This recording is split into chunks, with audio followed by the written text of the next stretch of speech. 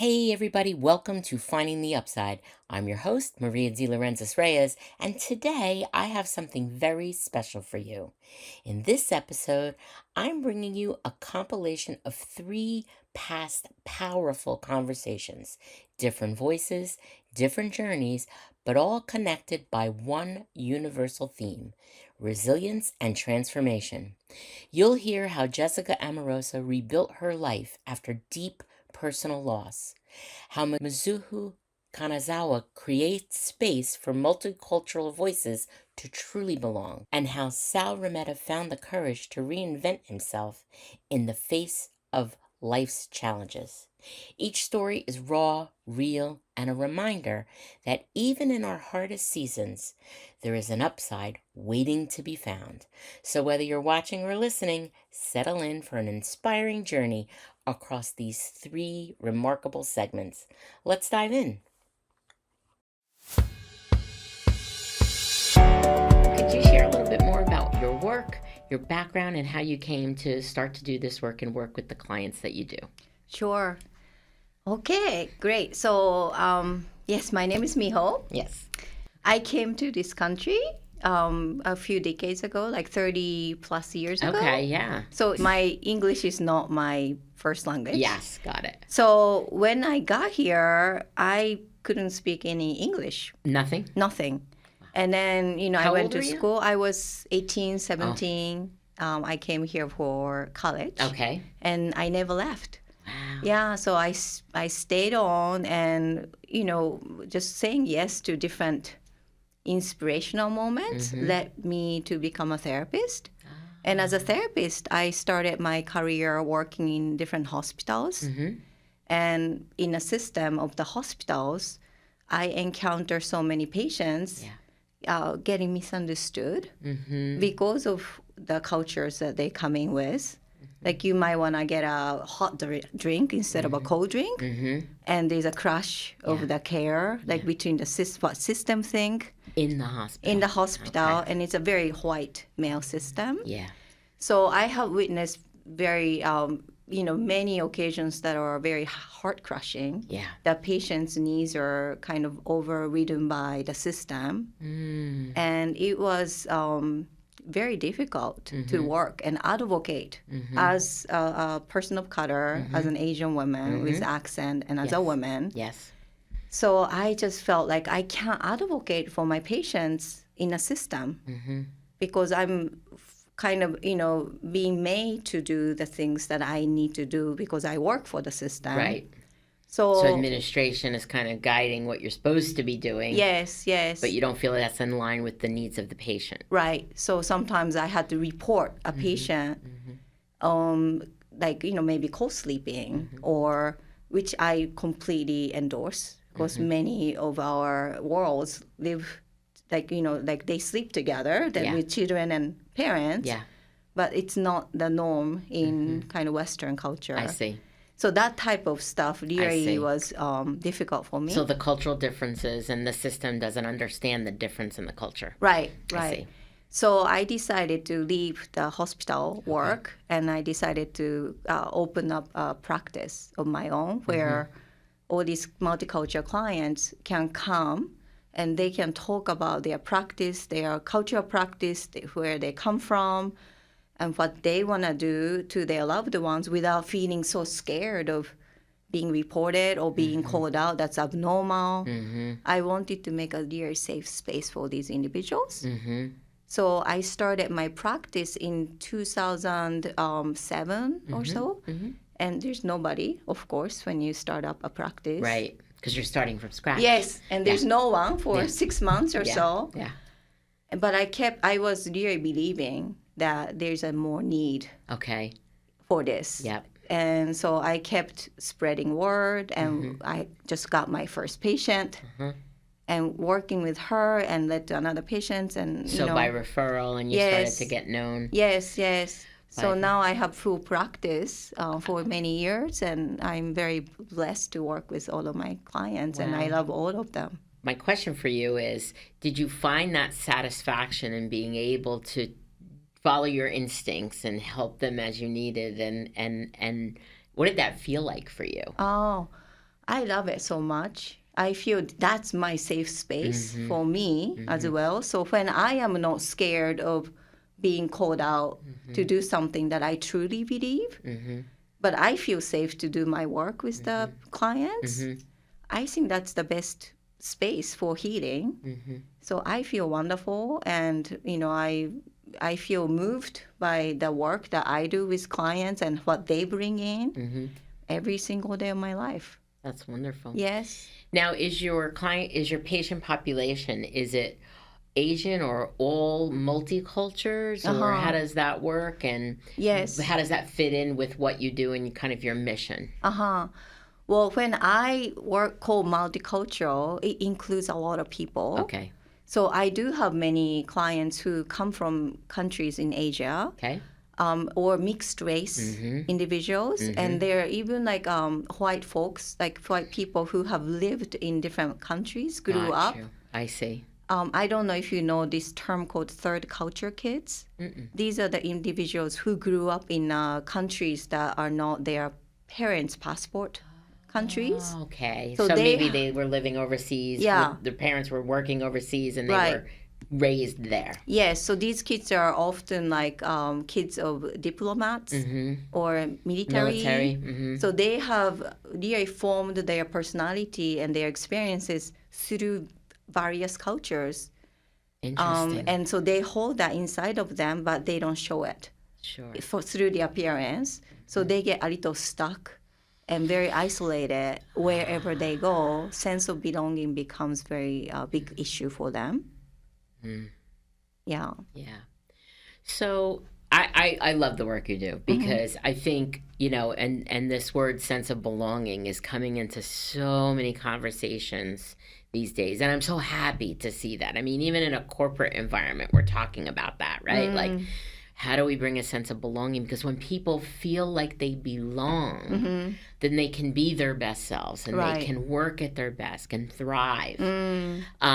So in the work that you do, not only obviously providing a safe space for them to talk about what they want to do and their families are navigating that, how do you help them address navigating when they're working or being inside of those spaces that are not just their culture? Right, yes. What do you do with them? Well, I have many clients who work in corporation. Okay.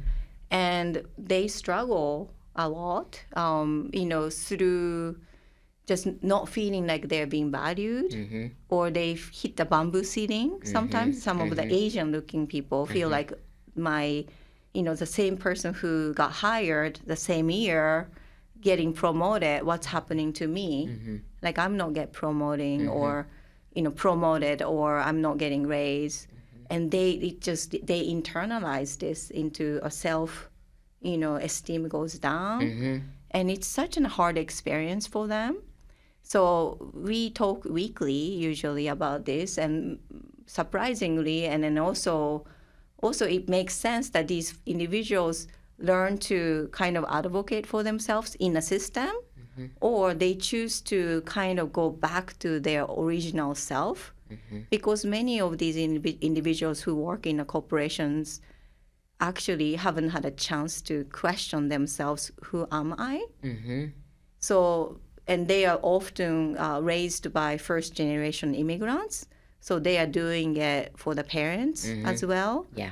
So I always have some clients who are working through this space of like, can I leave this company? How do I make money? But I wanted to be a painter since I was 3. I knew this. Oh, okay. So not trying to live up to the cultural or parental expectations, but not following their own dream. Yes. And then, they are so conditioned to kind of fear and also create safety in this culture and in a system. They don't know how to go to this heart place of like, if I want to paint, I should paint. Then what happens to the insurance, the salary? Yeah, it's a reality. Yeah, and it's a very deeply ingrained fear, and we work through it. And I have many people who left corporation and build their own beautiful artistic companies, because my training is creative arts therapy. So I do drama Drama therapy, therapy, right? and I use Yes. a lot of kind of colors and arts as well. So I tend to attract very creative individuals who are kind of stuck in the corporate world. So they have launched their own businesses, and it's been such a pleasure to witness them. That's like so great to hear and see. It does also, though, for me, bring up that there's so many people who aren't getting the help, right? That are stuck in this place. And I have to say this, I worked in corporate for 20 years, and I am white, but I'm a woman. So, and I have seen many different biases come into play, you know, if you're not a white man, right? Right. And that is, it is what it is. It's in all spaces. And some of the conversations that you were expressing about, or the circumstances you were expressing about, you know, why didn't I get the raise, or I didn't get that, I'm not getting valued as much as, we have to be honest in that sometimes bias and difference comes into play, right? Yes. And that's the challenge, is to be aware of that and to make sure that we're all addressing that so that doesn't come into play. There are some companies that are doing that work, but there's some people who don't want to do that work. And it's so ingrained in our society. Yes, yes. Tell me a little bit more about that journey and what brought you to where you are. I know you are developing that business. I know your background, but I'd love you to share it from your perspective of how you came to where you are. Sure. Thank you. What a long journey it's been. I won't go through all the details, but when I got married a bit later in life. So did I. Roughly 35.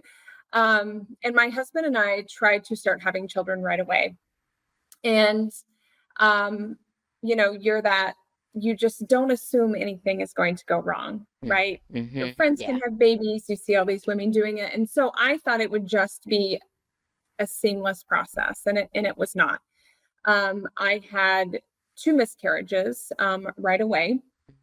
And because of my age, when you're 35 or older, you are considered advanced maternal age. And so they do some different interventions with women who are AMA. And so I immediately was sent to a specialist at the time I lived in San Diego, California. So they sent us to Laguna Niguel, one of the top specialists in the world.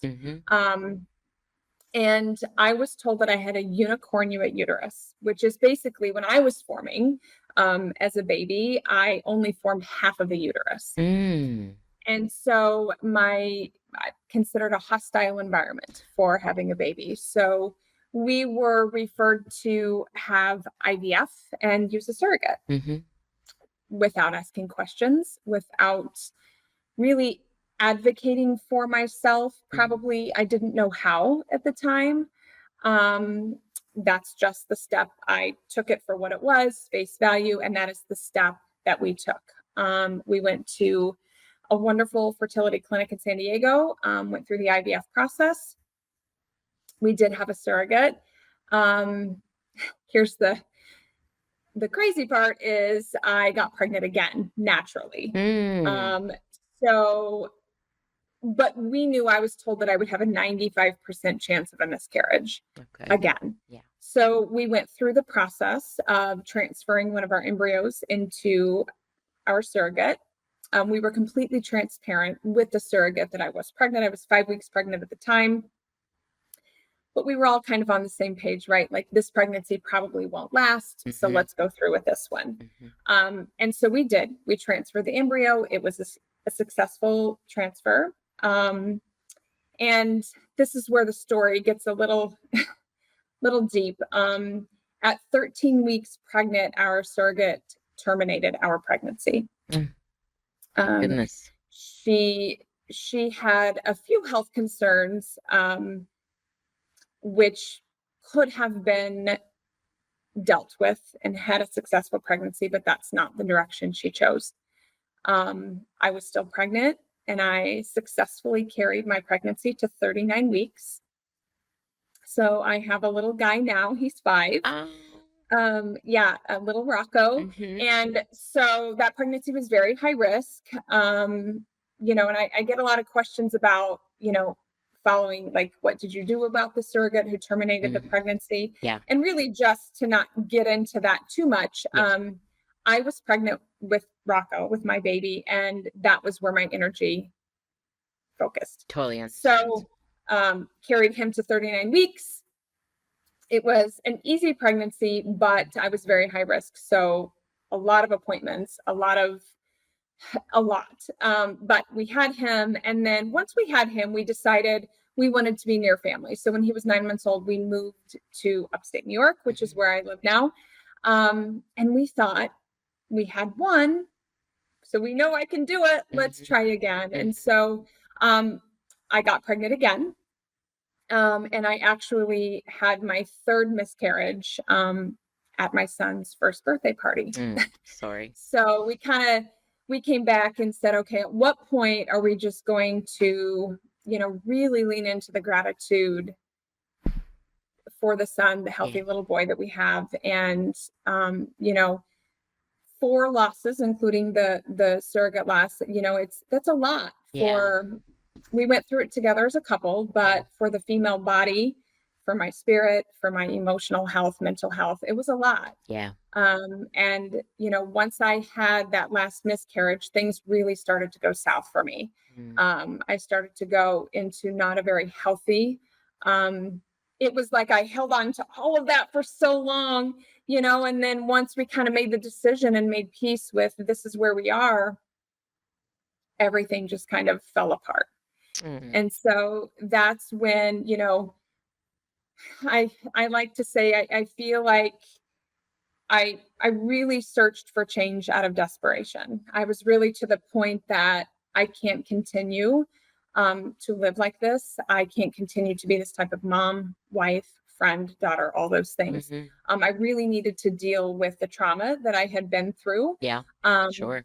And so I went on the hunt, and, I really started to lean into fitness. And that's when things started to take a turn for the better. And so that road has really led me to where I am today with starting my own business and really leaning into serving and creating impact for other women who need to really come home and find themselves again. Well, wow. I love, obviously I knew parts of your story. I love that journey. And I think that it's so inspiring to hear that, what brought you to what you're doing now is what you want to be able to provide and help pave the way for other women, which I think is, so incredible. But I am curious just to, comment and then ask a follow-up question on something that you had mentioned. First off, I as well have one child.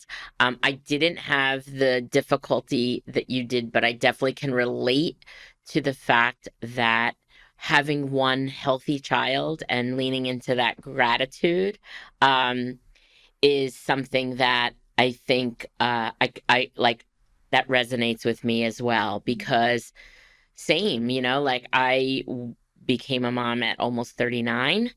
And, I think what you spoke about, your difficulties, you had a lot of tragedy in that, but I think that there's a lot of women that come to that part of trying to become a mother later or even earlier and have those circumstances. So I think that's great that you chose to put the energy in that, because that's almost like the blessing, right? Like okay, this is the blessing, so this is where my energy is. So I commend you for that, because I think that could have been incredibly hard. It could have gone a totally different way.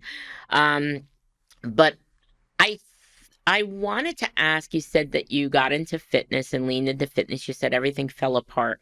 Are you talking about totally from a health standpoint, healthy living, mind, mental, spiritual? Are you talking about all of that? And were you into fitness in some way? Because I know you always worked with athletes, and just tell me a little bit about that and what was like the big transformation? Like, did you dabble before, fall away from it, and then really commit yourself? Just talk about that. Yeah, I have. When I lived in San Diego, I actually worked at San Diego State University in Division I athletics. My career has been in higher education, working with student athletes in their academic experience in college. And, I didn't grow up an athlete. I didn't grow up really involved in much in high school or, any time after. I had previously, when I moved to San Diego, because I'm originally from Kansas, and so when I moved to San Diego, that was a big change for me. And I think change can kind of create. I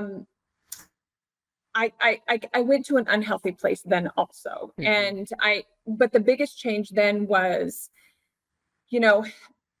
I became a fitness instructor, a group fitness instructor, and a spinning instructor. And so I had experience in some fitness, but there wasn't a whole lot of, it didn't have to do a lot to become that spinning instructor or group fitness. I see. Yeah. Instructor, And so when I got pregnant, when I started my journey of infertility and getting pregnant with my son, I was still a spinning instructor, but I couldn't, because I was a high risk pregnancy, I couldn't teach spinning anymore. So I taught off the bike. Okay.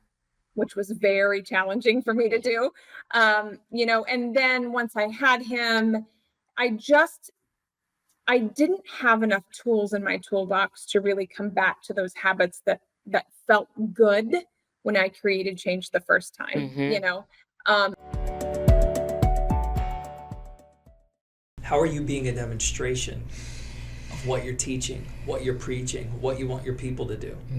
Because I know, and throughout my life and businesses, like, there's been times where I was really in flow and I was consistent, and my habits, I was always being a demonstration, and my team and everyone grew, and we all got results.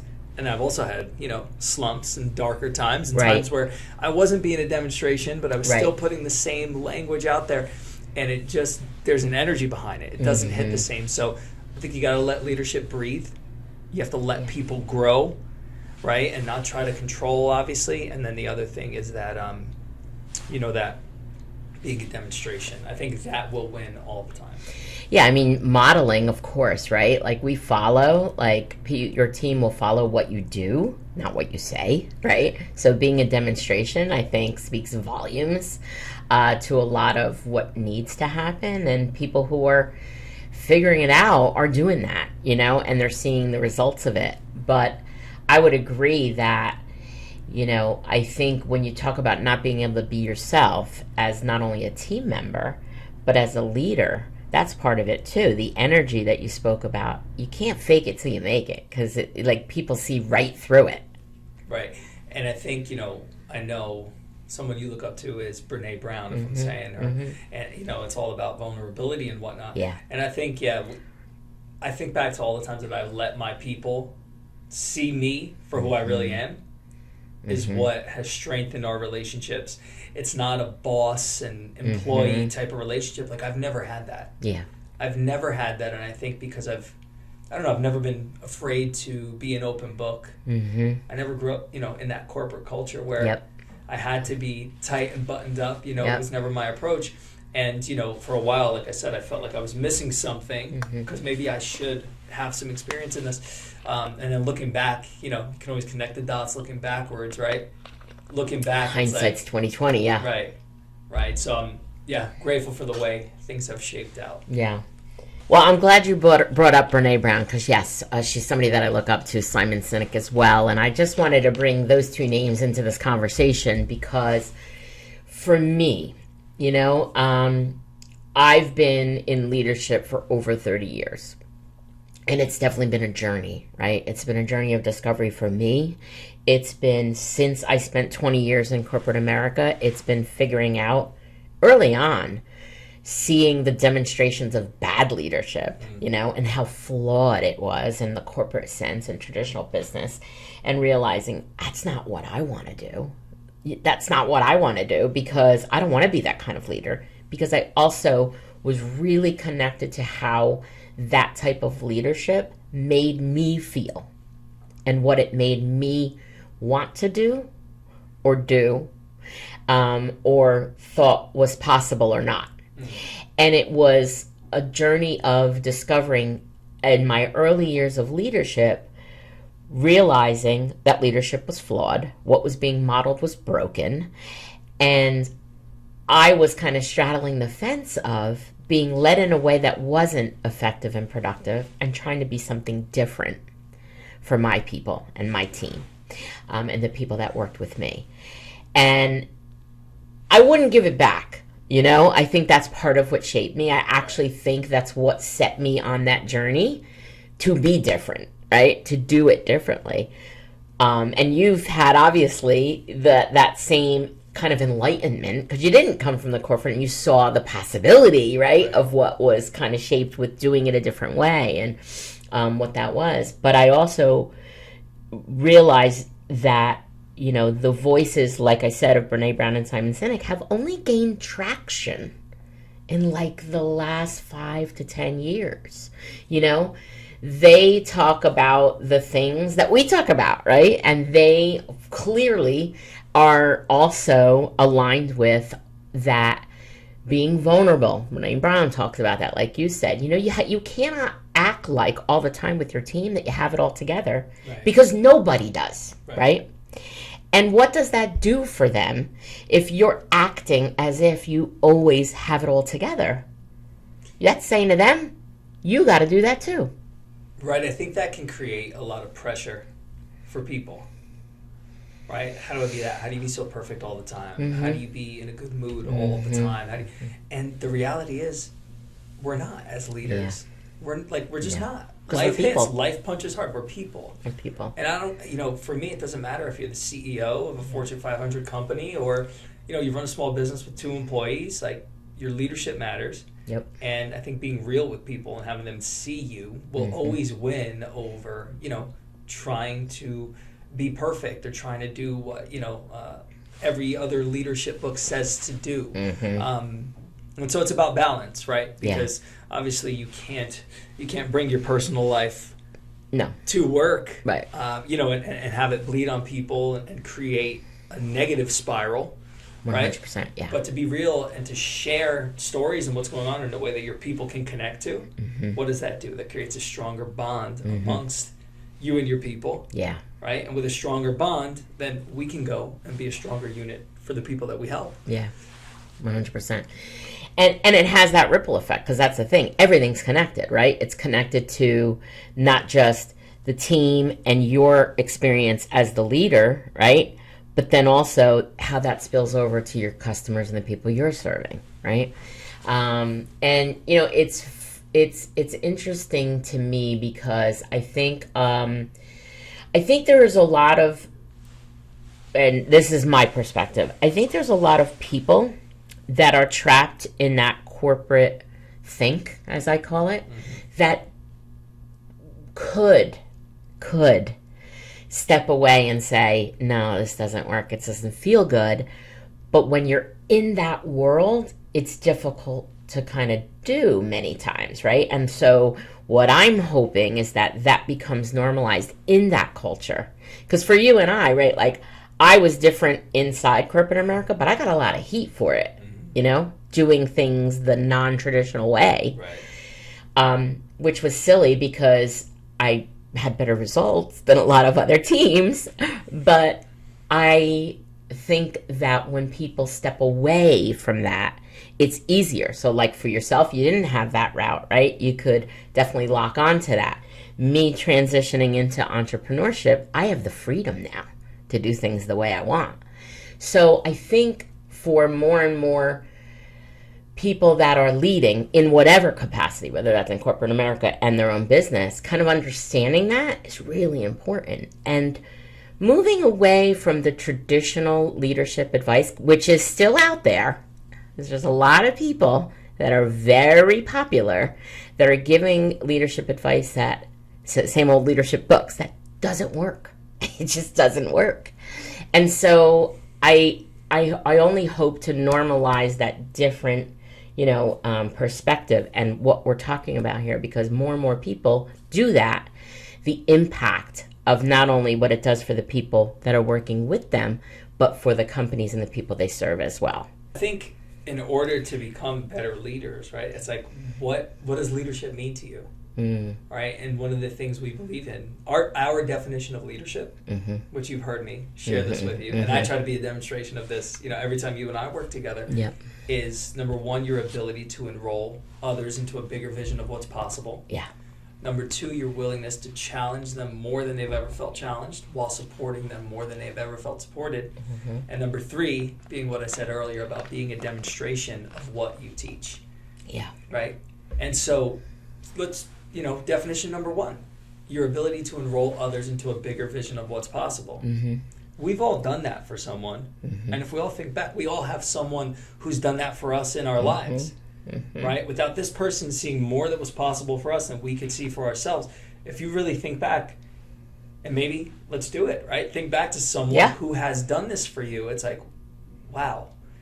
And you've probably been that for someone else unintentionally. Yeah. So what if we did that intentionally? Right. Right? What if we didn't look at leadership as, okay, I'm just an admin person at this financial firm. I'm not a leader. It's like, no, you are. Right? You lead people, you lead your family, and at work, you lead people whether you know it or not. It's just a matter of, is it intentional or unintentional? So if we can get intentional about one thing, I want to help others see a bigger vision of what's possible. Like, how can I do that today? Yeah. Right? Yeah. See, like, the power that can be behind that. Yeah.